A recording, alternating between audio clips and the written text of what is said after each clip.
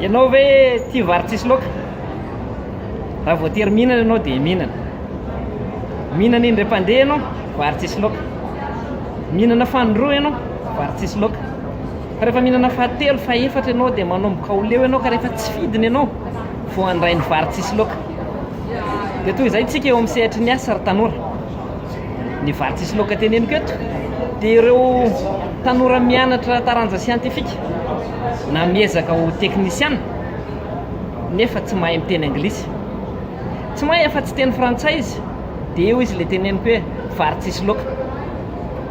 Naiza le ianao dia ila teny anglisy ianao na mianara teny allemand na mianara teny italiana, zavatra niainako izany ka lazaiko anao fa ny vary misy laoka ny tsara indrindra. Ary arakaraka ny fahaizanao mifehy tena miteny sy tena manoratra io teny hafa ankoatra ny teny frantsay io no ahalasa lavitra anao.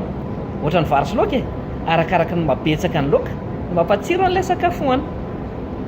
Dia efa nampiny kely, aza asiana laoka fotsiny a, fa asivo sakay, asivo lasary ny fanabeazana anao.